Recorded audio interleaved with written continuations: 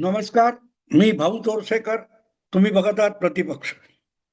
मित्रांनो, सध्या सगळ्या महाराष्ट्राभर पसरलेल्या 29 महानगरपालिकांच्या निवडणुकांची धामधूम चालू आहे. अर्थात ती लोकांच्या जगण्यात वागण्यात कुठे दिसत नाही. याचं कारण भारतीय जनता पक्ष, शिवसेना म्हणजे एकनाथ शिंदेचा पक्ष आणि अजितदादांची राष्ट्रवादी या पक्षांमध्ये धामधूम चालू आहे. पण त्यांच्या विरोधात उभे ठाकलेले जे महाराष्ट्रातले इतर राजकीय पक्ष आहेत, जे कालपर्यंत म्हणजे विधानसभा निवडणुकीपर्यंत स्वतःला महाविकास आघाडी वगैरे म्हणवत होते, अशी उभाठा शिवसेना, शरद पवारांची राष्ट्रवादी आणि काँग्रेस पक्ष किंवा प्रकाश आंबेडकर वगैरे वगैरे वगैरे जे इतर पक्ष आहेत, जे सत्तेच्या बाहेर बसलेले आहेत, एनडीएच्या बाहेर आहेत, अशा सगळ्या पक्षांमध्ये निवडणुकीची फार धामधूम दिसत नाही. हा, मीडियामध्ये प्रचंड धामधूम आहे. आणि जर मीडियाकडे बघूनच तुम्ही महाराष्ट्र समजून घेण्याचा प्रयत्न करत असाल तर आपण माध्यमातल्या, युट्यूबच्या किंवा इलेक्ट्रॉनिक मीडियातल्या चॅनेलवरच्या किंवा प्रिंट मीडियातल्या बातम्या बघितल्या तर महाराष्ट्रामध्ये जबरदस्त महाविकास आघाडी, उद्धव ठाकरे ब्रँड वगैरे आघाडीवर आहे. हा, जमिनीवर शोधायला गेलात की जे काय माध्यमात आपण बातम्या वाचतोय तेवढा उद्धव ठाकरे यांचा पक्ष, राज ठाकरे यांचा पक्ष, शरद पवारांचा गट वगैरे काँग्रेस यांचा जोर किती आहे हे तपासायला जाऊ नका. तपासायला गेला तर तुमचा भ्रमनिरास होईल. पण जमिनीवर एनडीए बाहेरचे पक्ष कुठेही दिसत नाही, कुठेही दिसत नाहीत. आणि इतके दिसत नाहीत की निवडणूक लढवण्यासाठी उत्साही कार्यकर्त्यांचा प्रचंड जमाव लागतो, त्याचा मागमूस कुठे दिसत नाही.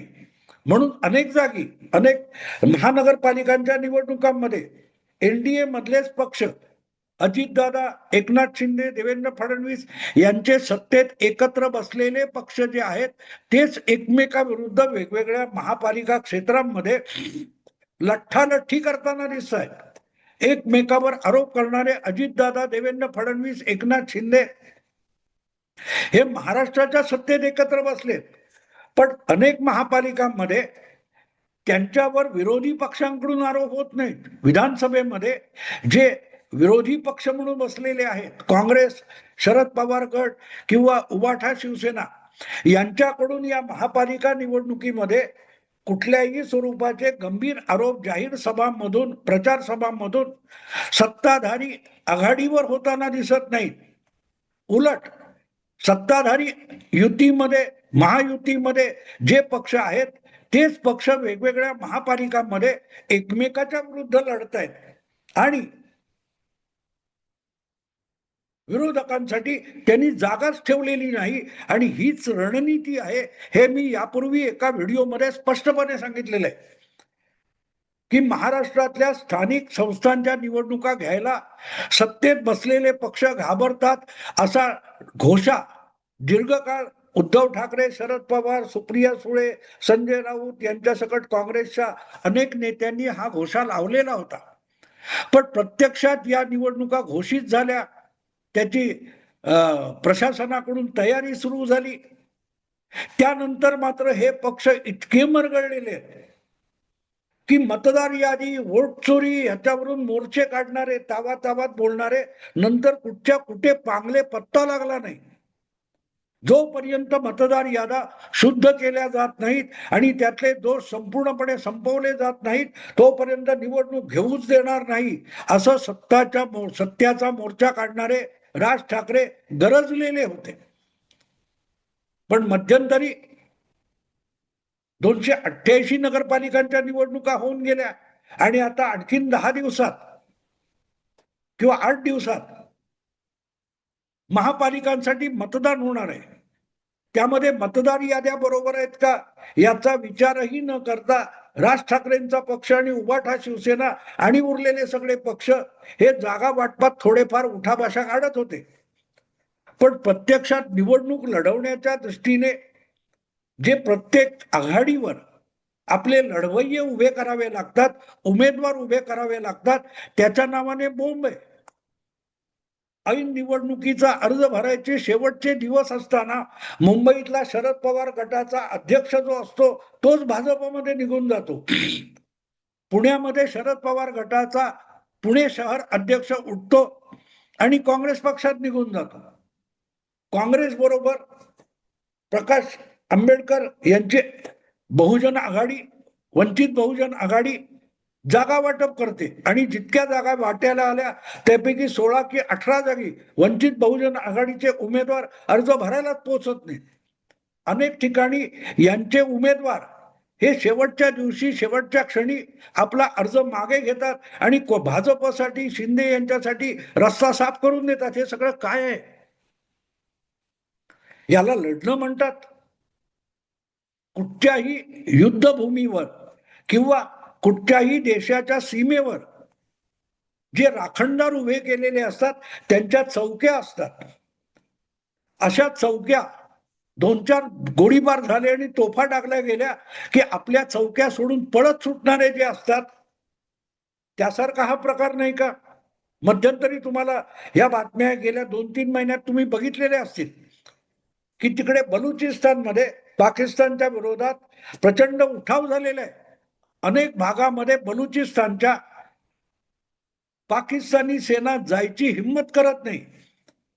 काही ठिकाणी त्यांच्या चौक्या अफगाण तालिबान किंवा TTP तालिबान पाकिस्तान यांनी कब्जात घेतलेले आहेत आणि पाकिस्तानी सैनिकांना अक्षरशः नागडे करून, त्यांचा गणवेश उतरून, त्यांच्या गाड्या जप्त करून किंवा गाड्या पेटवून नागडे करून पाठवून दिलेले.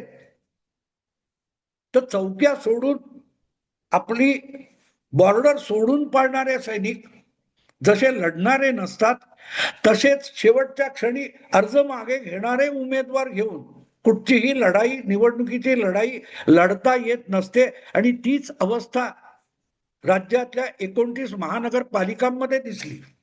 अनेक ठिकाणी पक्षाचे पदाधिकारी पक्ष सोडून पळालेत, उमेदवार शेवटच्या क्षणी माघार घेत आहेत. अनेक ठिकाणी उमेदवार अर्जच भरत नाहीत. म्हणून काय 60-68 वगैरे बिनविरोध लोक निवडून येतात. हे सगळं काय आहे मित्रांनो? हे सगळं समजून घ्यायचं असेल तर मुद्दा लक्षात घ्या की रणनीती महत्वाची असते. ज्या वेळेला मी तो अनेकदा उदाहरण देतो, सन त्सू नावाचा चिनी युद्ध शास्त्रज्ञ जो हजारो वर्षापूर्वी त्याचे पुस्तक आहे 1000-1200 वर्षापूर्वीचं, त्यात त्यांनी एक फार सुंदर वर्णन केले लढाईचं.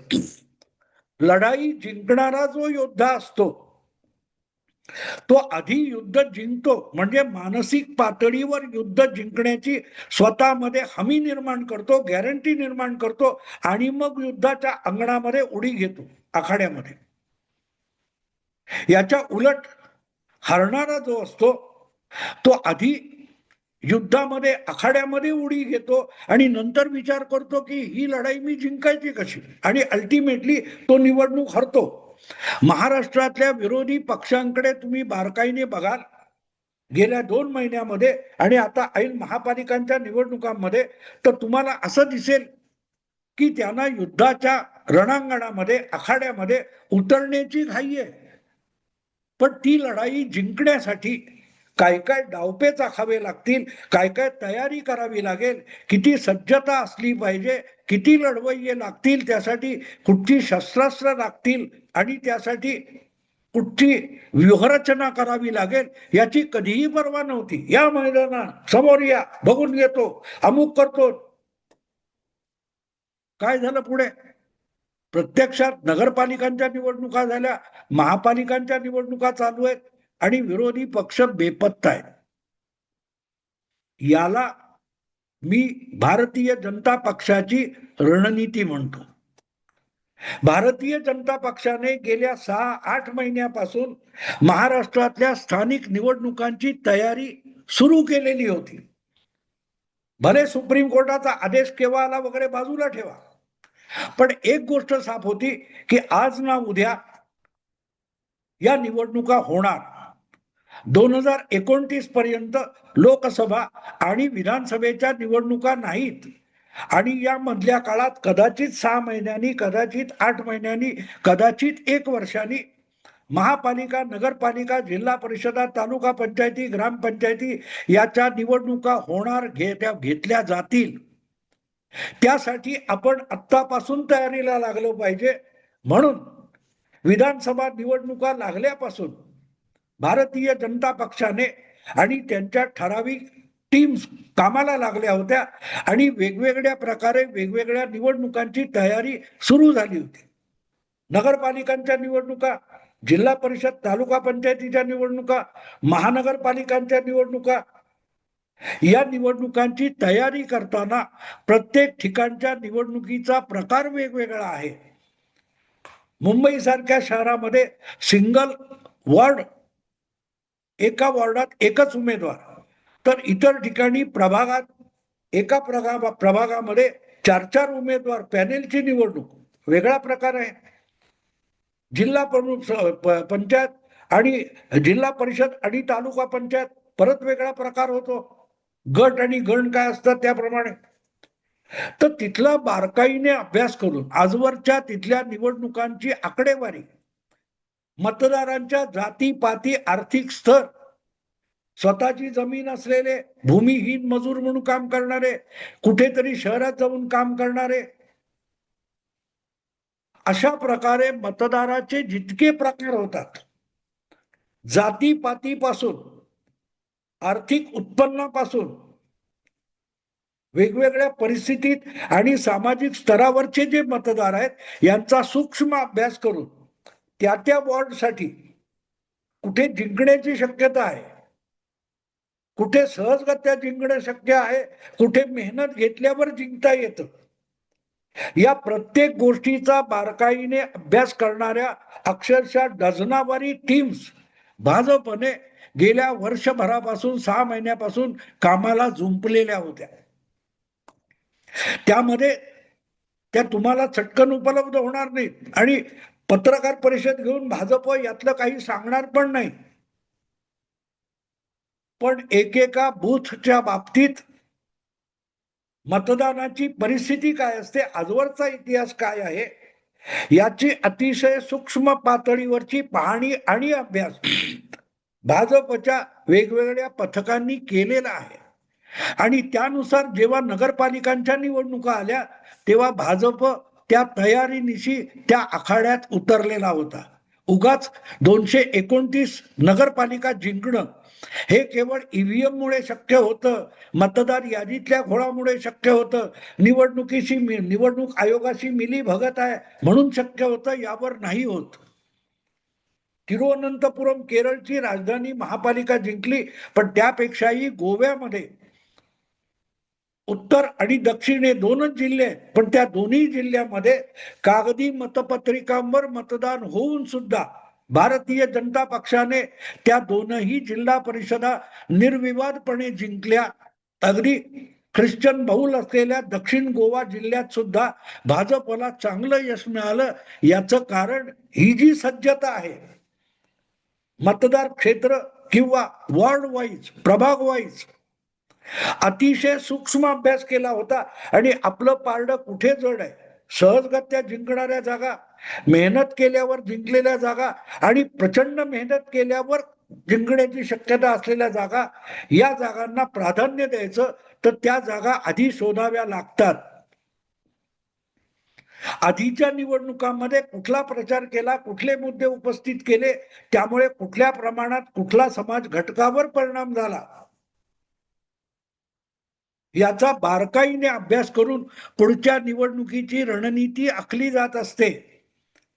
काल परवाच्या नगर परिषदांच्या निवडणुका, नगरपालिकांच्या निवडणुका यामध्ये जो झुकता कौल भाजपला मिळाला आणि भाजपच्या सोबत अजितदादा किंवा एकनाथ शिंदेना मिळाला, त्यातून मतदार आपल्याला काहीतरी सांगतोय, शिकवतोय, याकडे भाजपचं बारकाईने लक्ष असतं आणि त्याचाच परिपाक मग महापालिकेच्या निवडणुकीत होत असतो. पण मुंबई किंवा महानगरामध्ये ज्या प्रकारची मिश्र लोकसंख्या असते, भाषिकांची, जातीपातीची, समाज घटकांची, त्यानुसार परत वेगळा अभ्यास करावा लागतो. आणि त्यामध्ये परप्रांतीय काय ते मराठी किंवा परप्रांतीय, गुजराती, मारवाडी उत्तर भारतीय, दाक्षिणात्य यानुसार घटक पडतात. मराठी अमराठी होतो, हिंदू मुस्लिम होतो. ह्याचे सगळे सूक्ष्म बारकावे शोधून त्यानुसार हात्रीचे वॉर्ड कुठचे आहेत ते सीट काय ते जागा वाटपाला बसण्याच्या आधी तयार केलेलं असतं. आधी बोल आम्ही सोबळावर लढू हे बोललं जातं. पण भाजपमध्ये जेव्हा 137 जागांवर मुंबईत तडजोड केली जाते आणि एकनाथ शिंदेना 90 जागा दिल्या जातात, तेव्हा त्यामागे काही अभ्यास असतो. 137 जागा घ्यायच्या पण 100वर जिंकून आल्या पाहिजेत हे त्यामागचं गणित असतं. 105 वगैरे 147 काय अशा काहीतरी जागा विधानसभेला लढवल्या आणि 132 जागा जिंकल्या. एकही जागी डिपॉझिट गेलं नाही. एकनाथ शिंदेच्या सुद्धा अधिकाधिक जागा जिंकून आणल्या. जागा दिल्या 85 पण त्याच्या 57 निवडून आल्या. तर जागा वाटप करताना आपणच जिंकायचं नाही तर आपल्या मित्र पक्षांना देखील जिंकून आणायचं. ही जी रणनीती असते ते एकेका बूथवरच जे सूक्ष्म निरीक्षण आणि अभ्यास झालेला असतो त्याच्या आधारावर होत असतं.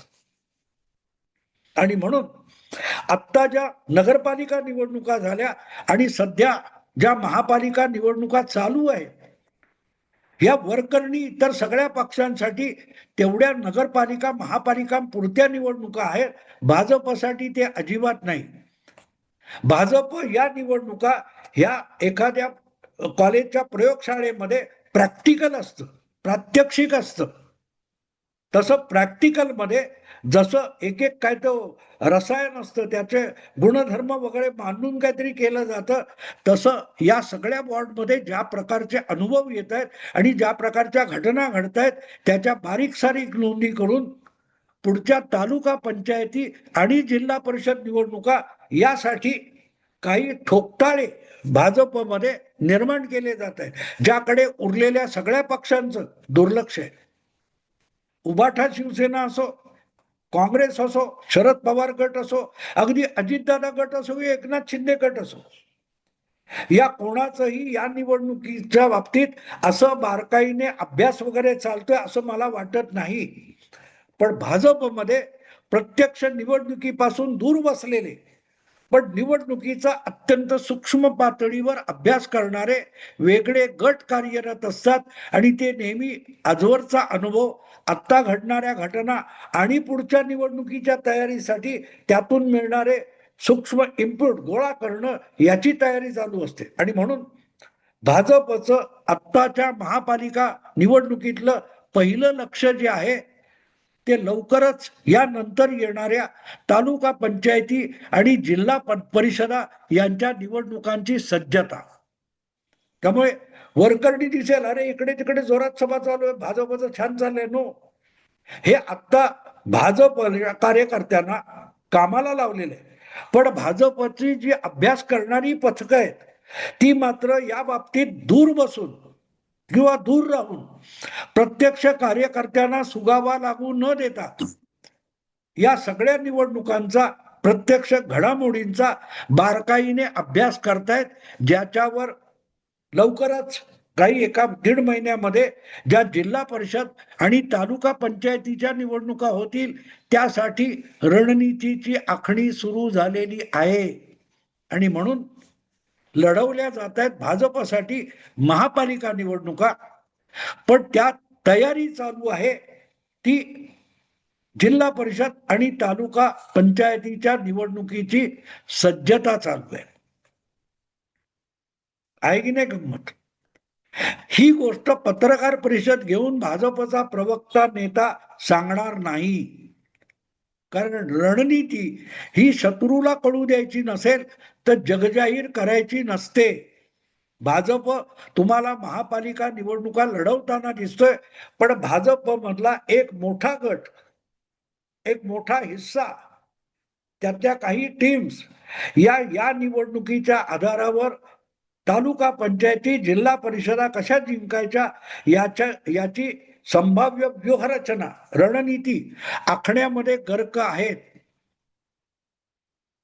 एवढं जरी विरोधी पक्षाने समजून घेण्याचा प्रयत्न केला तर निकालानंतर ईव्हीएमच्या नावाने रडावं लागणार नाही किंवा जिल्हा परिषदेमध्ये आणखीनच लुळे पांगडे होऊन लढण्याची दुर्दशा त्यांच्या नशिबी येणार नाही. मित्रांनो, आत्ता थांबतो. आवडलं लाईक करा, शेअर करा आणि प्रतिपक्षाला सबस्क्राईब करा.